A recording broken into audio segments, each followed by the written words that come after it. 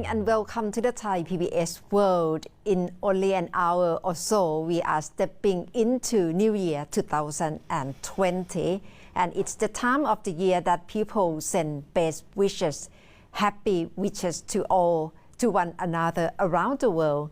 But what's the real meaning of happiness? In pursuit of happiness, I asked Ajahn Jayasaro on what we can do to seek true happiness in our mind. And that brings us to the end of this year, and I wish you a very happy new year.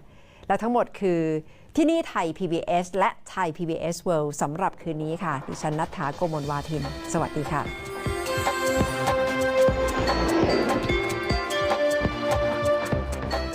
Many people, it seems a fresh start to make New Year's resolution.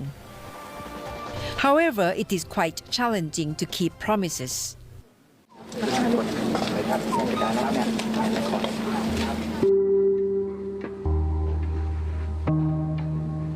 To revive our life in a meaningful way towards the end of the year, I visited Ban Bun, Rai Tho Si, Pak Chong, Nakhon Ratchasima Province, to ask Ajahn Jayasaro, a monk who lectures extensively on topic of happiness and the practice of meditation, for his advice in seeking happiness as the year coming to an end.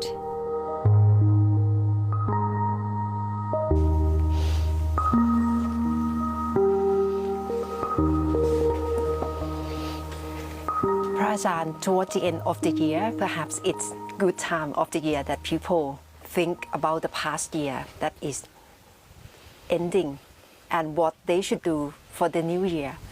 And perhaps people tend to think of New Year resolution. What's your recommendation? What's your take? As we are creatures, we are beings that are capable of making changes, then is something that we should take advantage of. And making fresh starts is psychologically uplifting. I think the problem is it's very difficult for most of us to follow through on those resolutions. So if we make a resolution, then it's good to have some kind of plan to ensure that we follow through and to have some kind of markers. Let's say this coming year I want to do this. Well, what specifically do you want to do? And what do you want to accomplish in the first month or the second month? You have to be, I think, quite specific.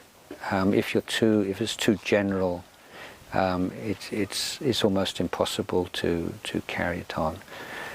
Also, it's really important to have good friends and people who support you.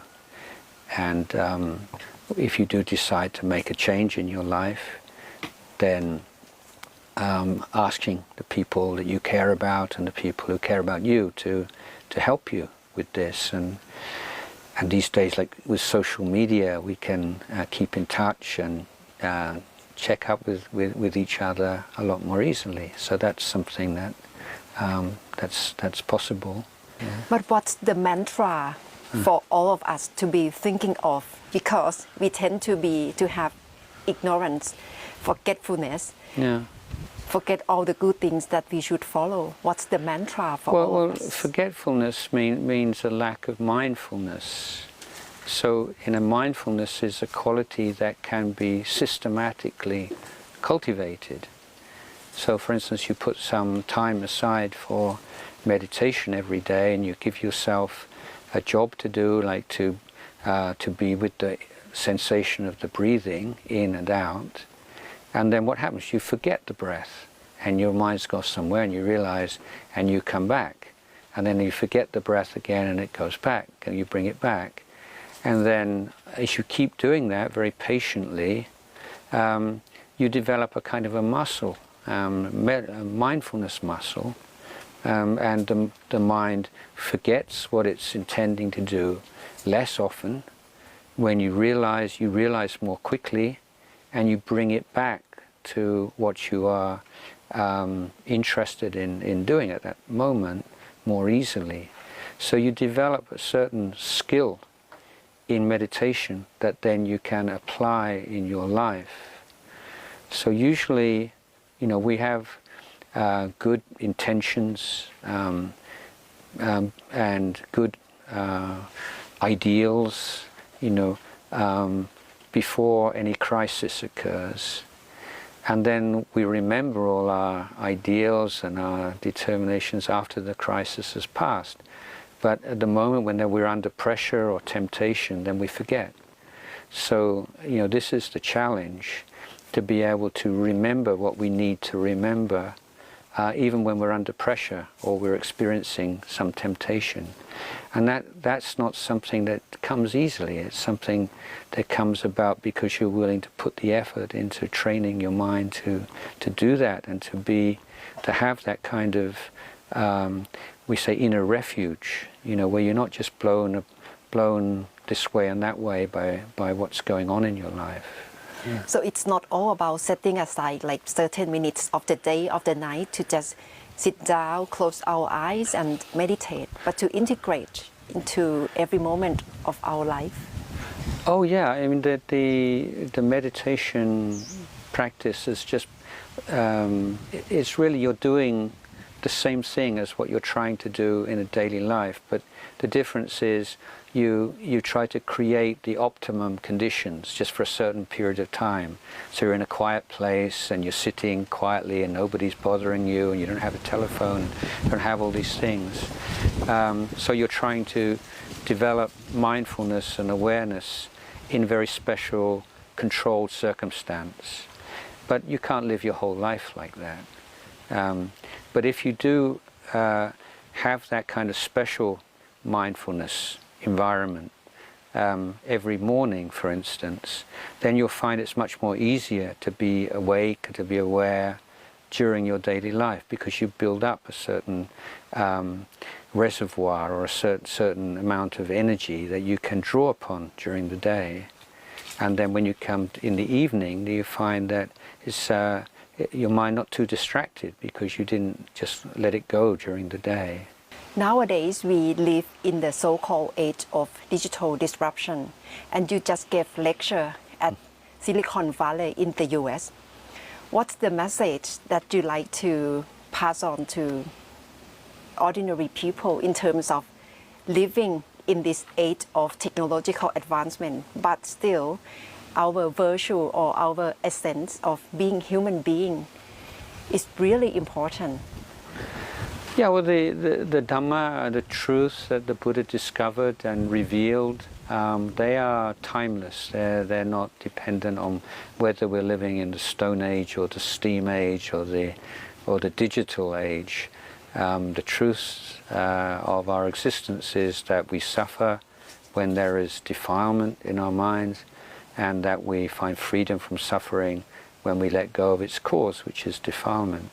So how that manifests in different ages and different environments will have some difference, but the underlying structure of our well-being or our lack of well-being, that doesn't change at all.